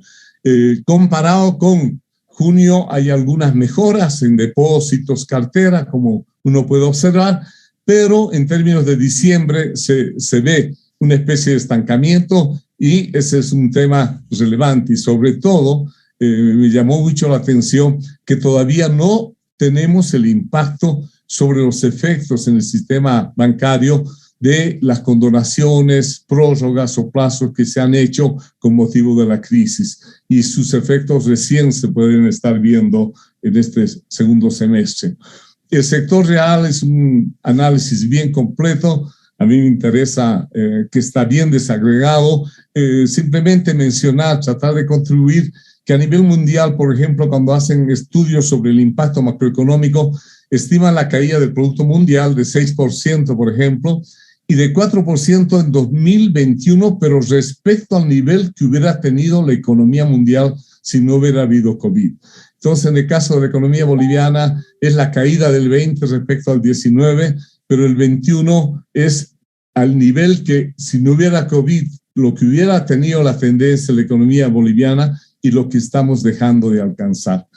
En términos de el sector real, hay indicadores abril, hay estos problemas de información. La información es un bien público y todos los profesionales, todos los que trabajamos con esta información tenemos que valorar que tiene que estar disponible, abierta y ser transparente. El tema, me gustó el manejo de desempleo, subempleo y trabajo informal. Yo lo he reducido a tres, a un cuadrito con base a los cuadros que han hecho el informe para comparar cuarto trimestre 2019, tercer trimestre que ha sido en términos de empleo el más grave y el primer trimestre del 21, donde se observa recuperación al primer trimestre, pero comparado con los niveles del cuarto trimestre no se ven. Para concluir, es un periodo trágico, no solo crítico en términos económicos, para el mundo y para el país. Yo creo que se requiere una evaluación, va a ser una evaluación todavía que lo va a hacer la historia económica en términos más serios, más tranquilos, fuera de lo que es lo que está pasando todavía el 21. Pero lo importante es empezar y plantear enfoques, plantear sugerencias y plantear ideas. El propio FMI, en su informe de junio sobre la economía boliviana, dice que ha tenido efectos devastadores. No lo sabemos todavía a plena magnitud. Y ha habido, adicionalmente, en Bolivia un cambio en el manejo de la política económica en el periodo de la crisis 2020. El informe de Milenio es una contribución buena y oportuna al examen del estado de la economía y su curso inmediato. ¿Comparado con quién? Con otros informes alternativos, con otros informes que no salen oportuno. Hay una información oficial, por supuesto, pero la idea de que la sociedad civil y todas las universidades podamos estar analizando lo que pasa en nuestro país. En el informe, como había señalado, llama la atención el no tocar el tema de los precios, la variable inflación que es clave. Salarios, precios, salarios, referencias y el problema del tipo de cambio. Pero es un informe no tradicional, porque hay un análisis dinámico de variables en la parte fiscal y sector externo, combinado a las variables del análisis que se hace por sectores de la economía. Me parece una buena contribución. El tema del entorno internacional está en el informe. Yo antes hacía este trabajo en Milenio. Generalmente había un capítulo del entorno internacional, pero yo aconsejo tener el capítulo porque lo que ha pasado en la crisis mundial y sus efectos son muy importantes tomarlos en cuenta. El tema de la corrección del déficit, ese es el tema central. El problema va a ser qué espacio fiscal tenemos. Entonces, normalmente se dice bajar los gastos, bajar los sueldos o bajar el personal de la administración pública.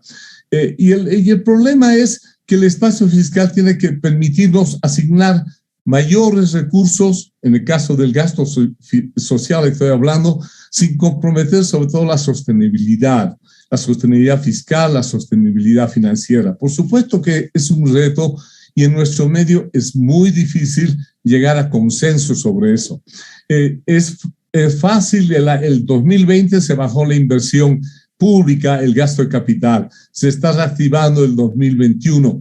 Hasta el fondo está promoviendo que se aumente la inversión pública. Los impuestos deberían aumentarse. A nivel mundial está la tendencia. Y yo le llamo a los grandes no contribuyentes, como son el sector cooperativo minera, productores de coca, sectores gremialistas que deberían contribuir en la economía.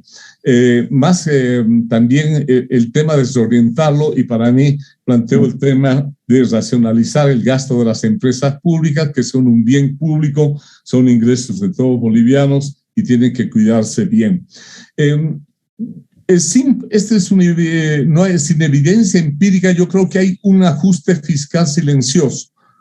No, eso lo vamos a ver recién los datos que puedan darse al final de año. Pero lo que hay que es más bien algo público, un acuerdo mínimo. Y un tema es el tipo de cambio. Y eso es un tema que se vuelve sacro, se vuelve ya como parte de una religión que no hay que tocar. Y no hay que esperar que se llegue a un nivel crítico para mover. Sería la peor forma de moverlas cuando ya las reservas estén agotadas o estén en nivel crítico. Hay espacio para el endeudamiento, pero este endeudamiento tiene que limitarse en su asignación y no ir, por ejemplo, a más empresas públicas. El endeudamiento externo tiene que manejarse cuidadosamente. Y por último, quiero terminar que debería haber una pausa ideológica. Yo creo que más la discusión de modelos, que si un cambio de modelo viene el otro modelo, que critica el otro modelo, es la búsqueda de mejores opciones de política económica y social. Agradezco a Milenio por la invitación y los comentarios que han hecho los expositores y Jack también. Gracias a ti, Gabriel. Valoramos mucho tus conceptos. Seguramente nuestros autores del informe, Luis Carlos, José Luis, quisieran decir algo respecto de los comentarios que acaban de escuchar. Así que les ofrezco la palabra.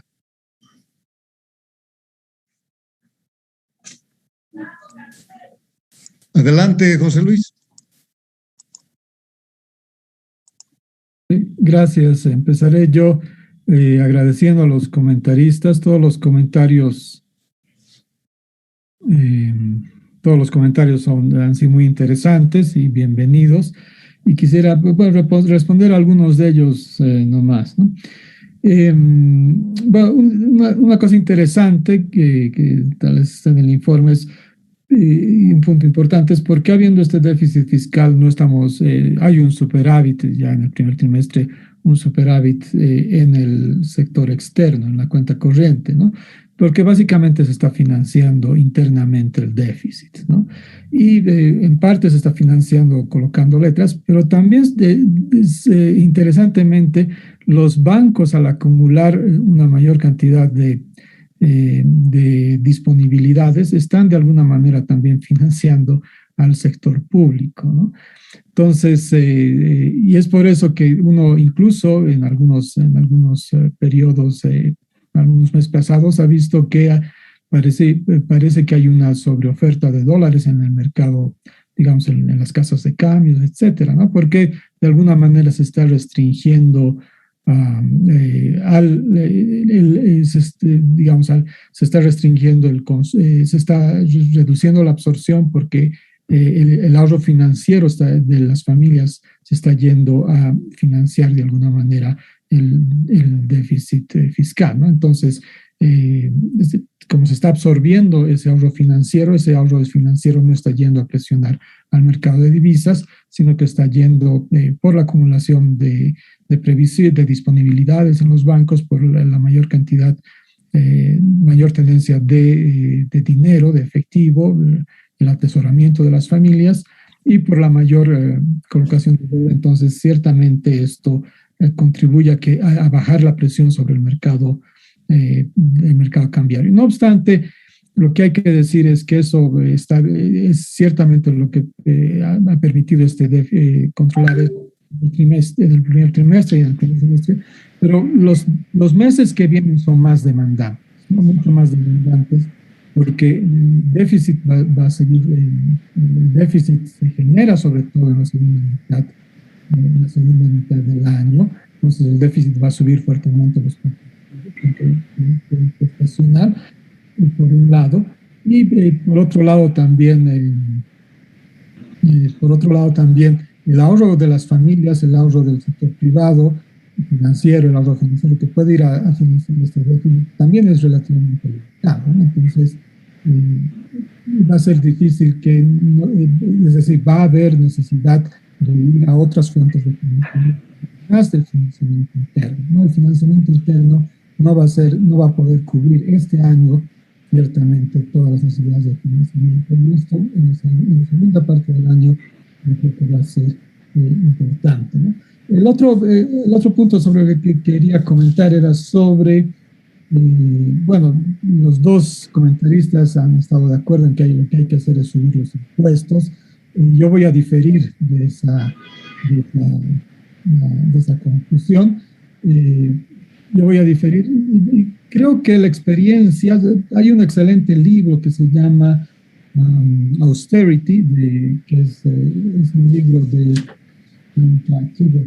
Alesina y Favero, Carlo Favero y Alesina, Y basados en la experiencia europea, lo que ellos muestran es que en realidad un déficit, cuando se ajusta un déficit reduciendo impuestos, un déficit reduciendo el gasto, es menos contractivo en el mediano plazo que un déficit que reduce los impuestos, ¿no? O que aumenta los impuestos, una reducción del déficit que aumenta los impuestos. Y los argumentos son claros, es decir, si uno aumenta los impuestos está espantando la inversión extranjera, y si uno aumenta el gasto, por el otro lado, no hay los agentes van a pensar que el gobierno es consumista y por lo tanto van a pensar que el gasto más adelante va a seguir creciendo y eso también tiene efectos.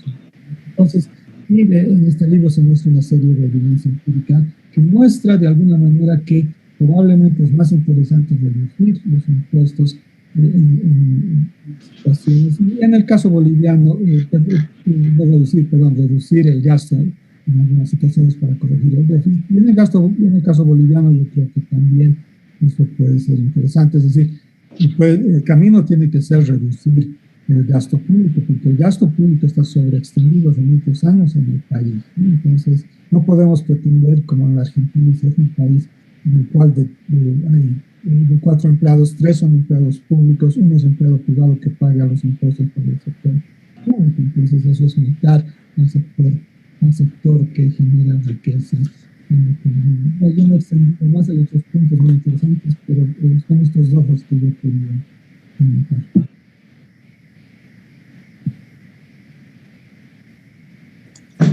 Luis Carlos, te ofrezco la palabra.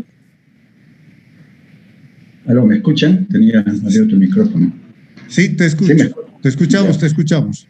No, en primer lugar, sí, coincido con José Luis, gracias a los comentaristas por sus comentarios, que siempre contribuyen, ¿no es cierto?, a mejorar el informe o el análisis o verlo desde otro punto de vista. Siempre las opiniones, los comentarios, aunque no los compartamos, siempre son bienvenidos. Voy a comentar posiblemente en términos más generales sobre algunos temas de la economía, aunque yo me concentré básicamente en la actividad económica, que es la que presenté. Pero sí, yo en realidad tendería a coincidir con José Luis en el sentido que en este momento tenemos un Estado demasiado grande. O sea, realmente, posiblemente a partir del 2006, por la misma ideología del gobierno, lo cual coincidió con una bonanza de recursos impresionante, increíble, que le permitió ejecutar básicamente su doctrina o su pensamiento sobre lo que debería ser la economía. Hemos visto durante todo ese periodo un crecimiento del gobierno, yo creo a niveles ya demasiado grandes que perjudican el funcionamiento de la economía. A partir del 2014, donde terminó, diría, la bonanza, hemos visto crecer el sector público en términos de tamaño, de gasto, de número de empleados, de empleo, de inversión pública. Empezó el gobierno nuevamente a volverse un gobierno empresario, creando empresas, invirtiendo en los sectores estratégicos, compitiendo no siempre en condiciones de igualdad con el sector privado, haciéndoles crowding out. Y al final, como digo, no solamente por la ideología, sino que por la disponibilidad de recursos, como que el gobierno logró ese objetivo, ¿no? Y por lo tanto tuvimos un Estado leviatán muy grande en 2014.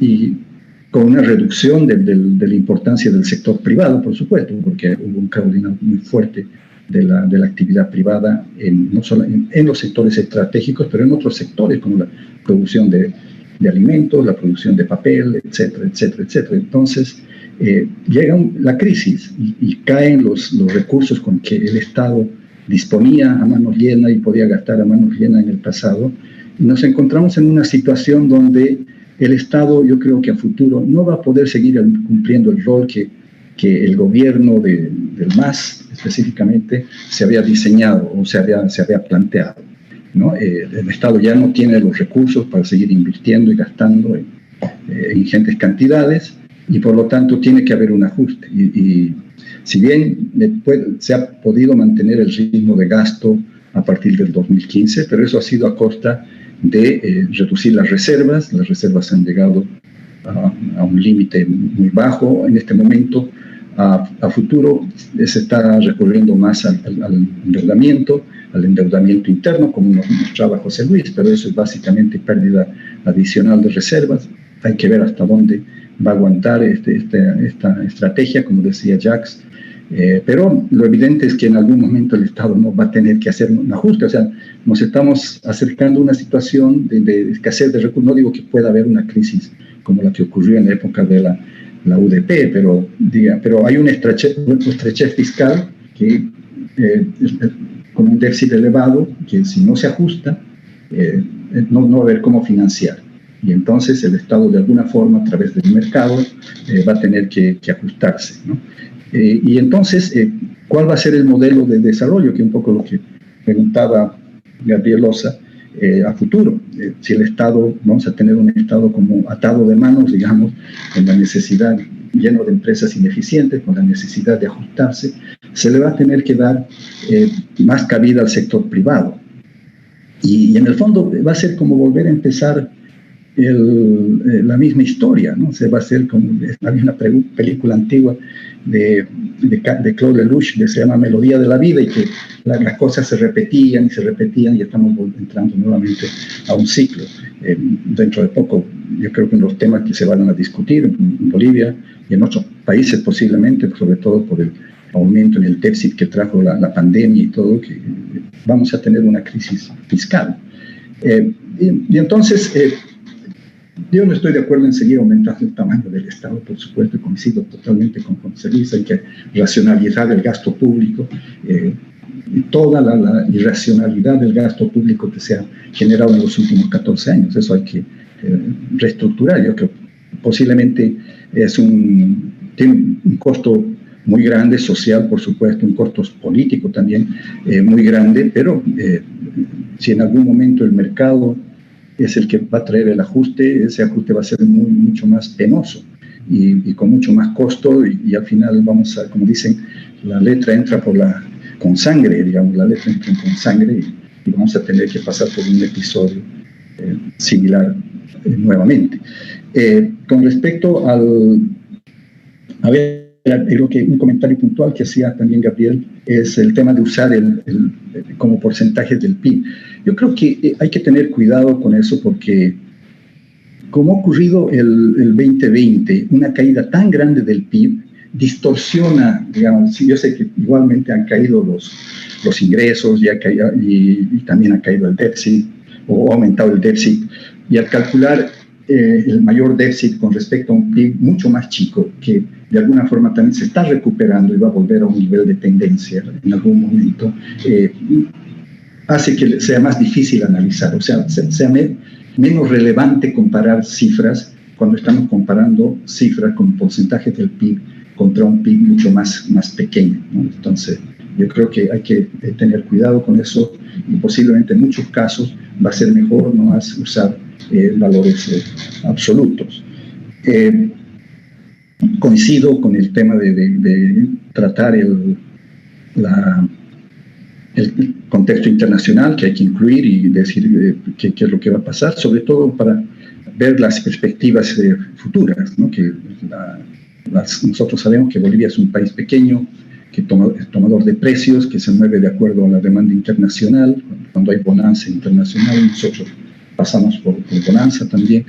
Entonces, las perspectivas futuras, ahora que en Estados Unidos tenemos un gobierno que está aumentando el gasto público y está también aumentando sus políticas, o manteniéndolas por lo menos, lo mismo que en Europa, de expansión monetaria, de expansión cuantitativa. Entonces, eso va a tener un efecto sobre la recuperación económica, que pasa con China también, con el crecimiento en China, y eso de todas maneras nos va a llegar, nos va a afectar y va a marcar el ritmo de nuestra recuperación y una tendencia de la economía más a mediano plazo. Ahora, el tema de la inflación también es importante, y estoy de acuerdo, porque una de las de los efectos de la recuperación, de una recuperación tan rápida, del aumento en el precio de los carburantes internacionales, es que la inflación ha empezado a repuntar, no solamente en Estados Unidos más que en Europa, por ejemplo. Pero es algo también que se da en muchos países de la región, en México, en Brasil, que han visto, además, junto con la recuperación, un aumento, un recrudecimiento de la inflación, y que los bancos centrales, un poco para lidiar con eso, están aumentando las tasas de interés, y eso de alguna forma, si bien te puede ayudar a resolver el problema del tipo de cambio, evitando que haya una depreciación, pero por otro lado también te va a encarecer el crédito del sector público y te va a contribuir a aumentar el déficit. Entonces, ese es un problema que se está presentando en varios países y posiblemente en Bolivia también ocurra. Pero en todo caso yo encuentro que todas las contribuciones que nos han hecho el informe han sido muy positivas, las vamos a tomar en cuenta, por supuesto, para futuras oportunidades si es que se dan. Bueno, muchas gracias. Gracias a ti, Luis Carlos. Amigos, amigas, como podrán advertir, el número de personas que ha participado de esta presentación es verdaderamente enorme. Estamos muy complacidos de eso. Muchas más personas han seguido esta presentación a través de Facebook y probablemente van a tener la oportunidad de además escuchar este debate a través de la grabación que se ha hecho. Seguramente que este crecido número de personas que han participado de este evento es una muestra de la expectativa que ha despertado la presentación de este trabajo, de este informe de Milenio. Esperamos de que este intercambio que se ha producido esta noche esté a la altura de esta expectativa y, por supuesto, queremos invitarlos a la lectura del documento mismo. Quiero anunciarles de que a partir del día de mañana cualquier persona va a poder descargar de forma gratuita todo el documento en la página web de la Fundación Milenio. También quisiera decirles que este número, este informe, tiene como novedad un apartado sobre el tema de la minería. Se ha destacado en la presentación del informe que después de esa caída tan dramática que tuvo la actividad minera en el año 2020, afortunadamente en los primeros meses de este año se observa una tendencia de recuperación muy importante de los precios internacionales de los metales. Y hemos considerado que este fenómeno, esta circunstancia puede representar una oportunidad para la recuperación y el despegue de la minería boliviana que hace mucho tiempo está en una situación de estancamiento. Pues precisamente el tema que se aborda como apéndice de este informe es ese, ¿no? Y tiene el título de una oportunidad para relanzar la minería boliviana. Así que quiero invitarlos también a que le presten atención a este acápite del informe. Y si me permiten un segundo anuncio que también quisiera hacer, aquí se ha hablado del tema de impuestos, ¿no? Y pues hace muy poco, no más de 2 meses, la Fundación Milenio ha presentado también a consideración del público boliviano el resultado de una investigación muy amplia que ha realizado un equipo de expertos justamente sobre la problemática tributaria del país, ¿no? Y no solamente eso, sino que se ha formulado una propuesta de reforma tributaria, una propuesta denominada simplificación y modernización del sistema tributario, la reforma necesaria. Este documento también está disponible en la página web de Milenio. Podían descargarse este trabajo y creo que van a encontrar que puede ser un aporte importante para un debate absolutamente necesario sobre el tema tributario nacional. Pues bien, con todo esto quiero agradecerles nuevamente su presencia, su participación, por supuesto a los expositores y comentaristas. No tenemos lamentablemente condiciones para abrir el debate, la participación de las personas que han asistido, pero quizás la lectura del documento pueda abrir otras oportunidades, así que reiterarles nuestra gratitud y pues esperar de que este documento, este estudio que se ha hecho pueda ser una contribución, ¿no?, a un mejor conocimiento del estado de la economía y de las perspectivas que se abren hacia adelante. Muchas gracias y buenas noches, amigos.